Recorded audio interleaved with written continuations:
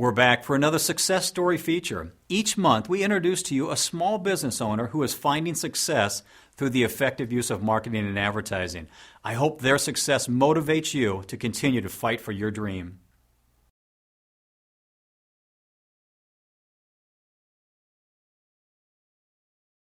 One of the guys on my board of directors and I were talking, and we were talking about me moving and that I had wanted to move, and for the better part of 5 years, and I had been looking, and I found a building, the former Sofa Morris building in Omaha, that we're interested in buying, and I put it under contract. And he goes, well, that's interesting. How do you know anything about commercial real estate? People are always saying, well, what exactly do you do?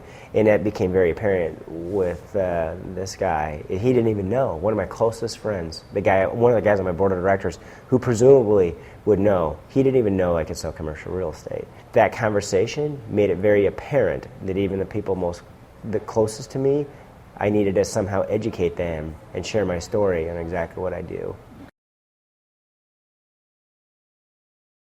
So, it became apparent that I needed to educate, everybody, not just people I knew, but people I didn't know, what I'm about. And I listened to the marketing firepower. I was very apprehensive before that. I had not advertised at all, nothing. And I decided after listening to marketing firepower, I needed to get it on the radio. But then the comments are just like non-stop. All the time. Give some examples. Well, some examples are, people from church, my own customers, my employees. I've had guys tell me specifically, hey, I want you to manage for me. I've been thinking about calling somebody. I'm going to call you because I heard you had it on radio. I mean, they've never even heard of me before, or I've never heard of them. I mean, I'm managing a 31-unit apartment complex just because of that. Just because of that. Now, sometimes it isn't that they told me, but they'll say a realtor referred them, and a lot of guys will say, well, how do realtors refer you? Well, that's because I do something most realtors don't want to do. I deal in a slice of the market that a lot of guys just don't have a lot of experience in, so they want to refer to their client, somebody that they knows what they're doing. So a realtor will hear an ad on the radio and then refer me to their client, even though I've never heard of the realtor or the client. Typically, the sales cycle for a property management company is a long time. It can take up to a year. But lately, it's just the speed of trust just happens so quickly. I can start a conversation to manage a property for somebody, and within a week, or maybe even 2 or less than that, I'll have a signed management agreement. That has never happened before.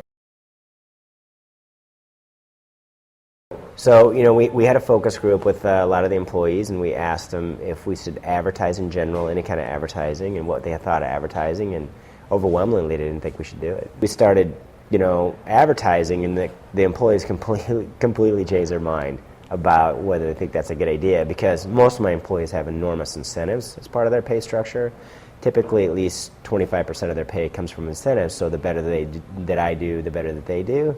And so they're, find the advertising so much easier for them to do parts of their business as well. My favorite saying about meetings, right? There's, if there's a meeting with more than 3 people at it, and you have a meeting, no decisions made. And if you're at a meeting with more than 3 people at it, and there's a decision that was made, it was made before the meeting started.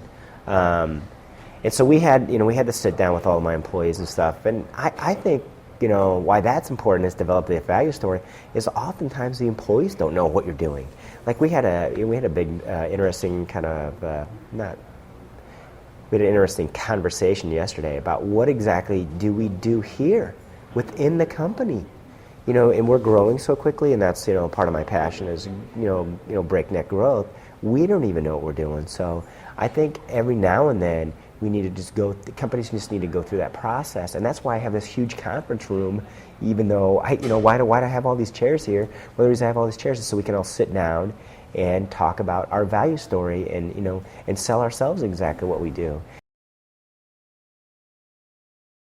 I want everybody to think that when it comes to an expert in any kind of real estate, be it management, sales, brokerage, maintenance, if really the guys know what they're doing, is to call us. And that just hands down. And that, my goal is, I don't even know if it's possible. I want to double the amount of management fees that I collect in a year by the end of 2009, which I think I don't even know if that's really possible, but that's one of my plans. I hope to significantly expand my sales force and get all my salespeople to just be rock stars in the sales world where they're just wildly successful.